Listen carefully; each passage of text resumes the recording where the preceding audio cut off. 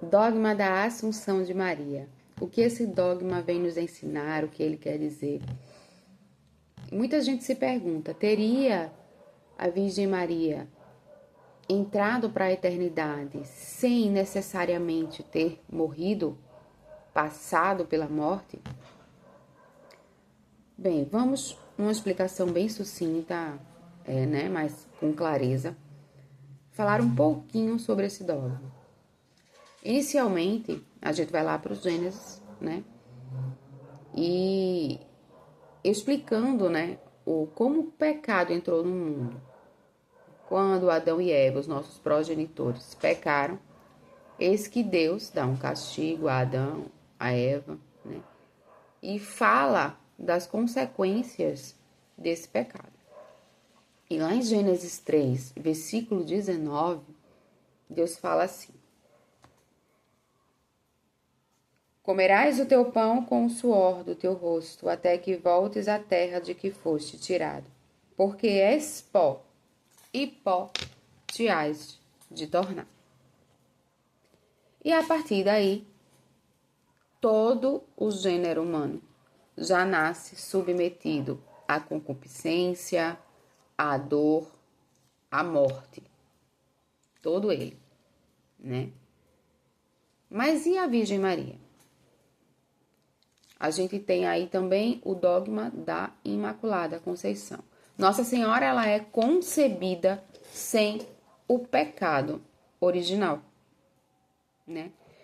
Então, muitos acreditam, né, que Nossa Senhora não tenha passado pela morte. Lá em Romanos vai dizer: o salário do pecado é a morte. Olha só, associando novamente, né, enfatizando aquilo que Deus já havia dito no Gênesis, né? Faz essa associação do pecado e da morte. O salário do pecado é a morte, né? Vai nos dizer lá em Romanos 6, 23. Mas aí o dogma da Imaculada Conceição nos ensina que Nossa Senhora foi concebida sem pecado, né? Sem o pecado original. Então, por conta disso, muitos acreditam e defendem que sim, Nossa Senhora não teria necessariamente passado pela morte para entrar na eternidade. E colocam também a sua crença baseada na figura de Nossa Senhora, que representa a Igreja, que é santa, imaculada, triunfante, né? E a Igreja, ela solenemente não defende que Nossa Senhora tenha morrido e também não defende que ela não tenha morrido. Ela nos traz o dogma da Assunção. Mas aí veja bem, o dogma da Assunção não fala se Nossa Senhora morreu ou se Nossa Senhora não morreu, se ela passou ou não pela morte. Não é sobre isso que trata o dogma da Assunção de Maria. Mas uma tradição mais antiga aceita a explicação de que se até Jesus, que é Deus, morreu, se até ele passou pela morte, quanto mais Nossa Senhora, que é infinitamente, desmedidamente inferior ao seu Filho, que é Deus. Então, teria ela também, por uma questão de hierarquia, passado pela morte.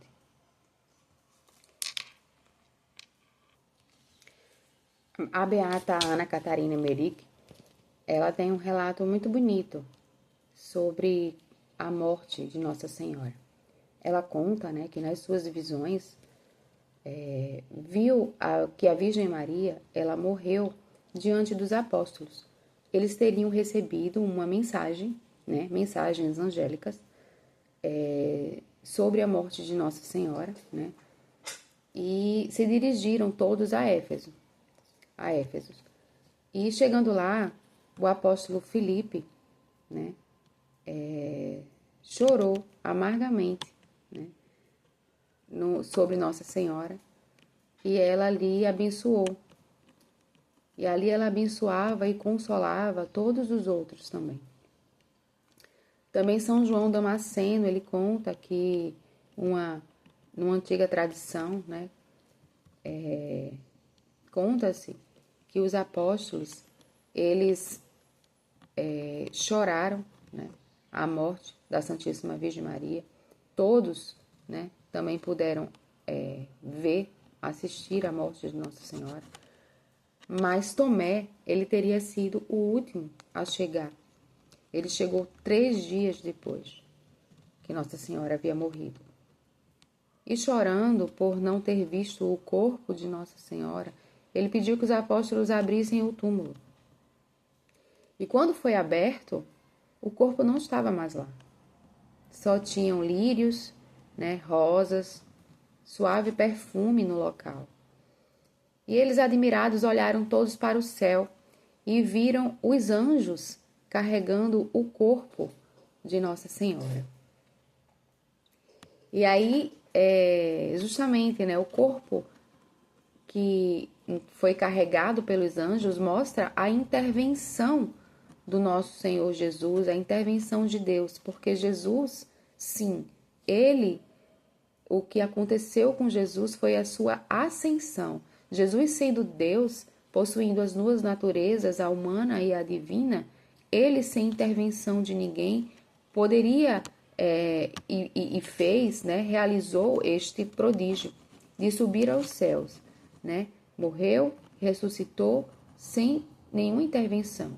Ele mesmo fez esse milagre. Mas Nossa Senhora, não sendo deusa, ela precisava sim da intervenção divina, né? Por isso não é a ascensão de Maria, é a assunção, né? Ela por si só não teria este poder de se elevar de corpo e de alma ao céu. E o que acontece com Nossa Senhora é aquilo que um dia irá acontecer com os justos, né? Aqueles que morrem, que têm a sua alma glorificada, né? Que está no céu. Um dia o seu corpo também será glorificado. Mas não agora, não ainda, né? Quando Jesus voltar. Mas Nossa Senhora, com ela foi diferente, né? Ela já está no céu. A única criatura humana que foi elevada de corpo e alma, que está no céu, de corpo e alma, é a Virgem Maria. Em Tessalonicenses, capítulo 4, versículos 16 e 17, tem assim: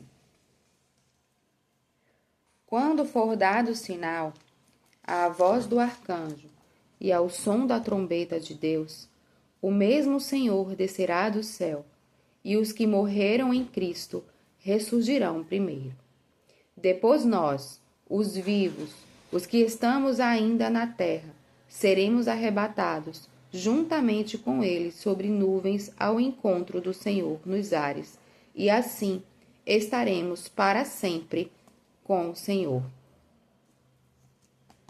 Isso é exatamente o que vai acontecer com aqueles que aguardam, né, na fé, esse momento, né, essa grande graça. Mas com Nossa Senhora já aconteceu.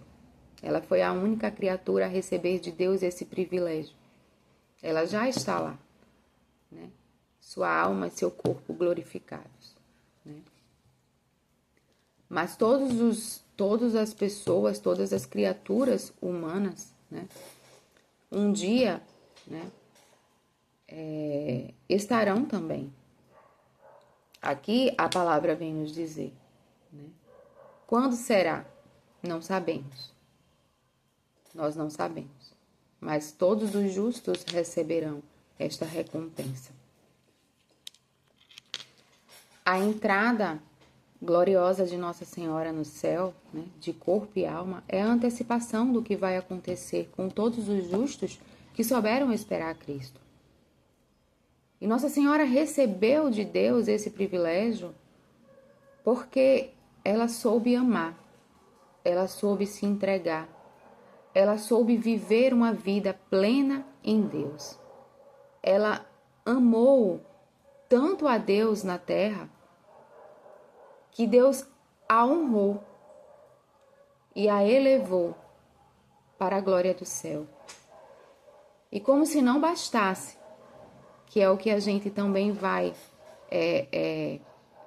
celebrar, né, em alguns dias, como se não bastasse, Deus a coroou, a fez rainha dos anjos e dos santos no céu.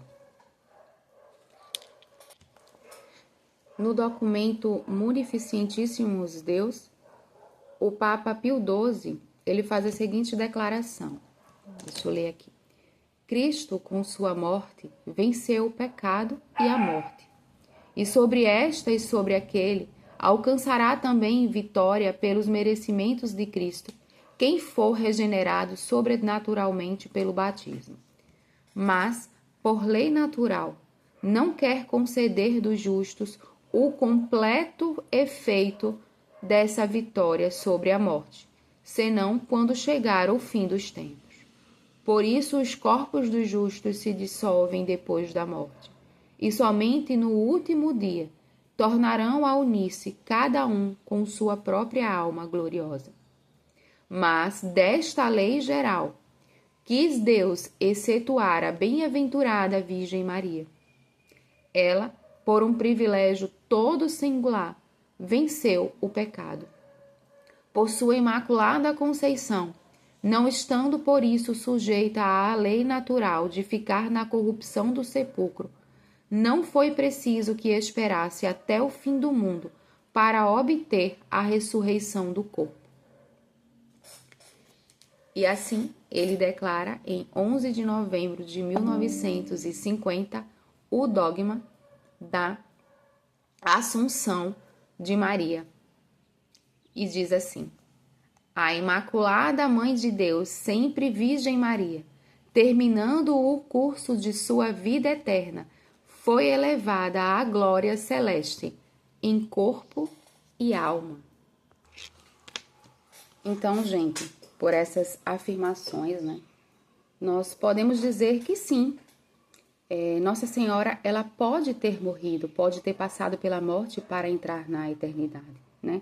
A exemplo do seu digníssimo filho, mas tendo recebido de Deus uma especial graça, né, um privilégio, né, ela subiu aos céus, foi assunta de corpo e alma, e reina no céu como rainha soberana sobre os anjos e os santos, intercedendo de lá por cada um de nós, por cada um de seus filhos. Essa é a vontade de um Deus que quis elevar a sua mãe. Essa é a vontade de um Deus que tudo pode fazer e que tudo fez. Essa é a vontade de um Deus que quis honrar aquela a quem ele, mesmo tendo sendo a sua criatura, a elevou à mais alta dignidade. A dignidade de ser a mãe de Deus. Então, Nossa Senhora, assunta ao céu, corpo glorioso, reina, governa, olha por cada um de nós, porque Deus assim a fez. Deus assim quis. Deus abençoe a todos. Salve Maria.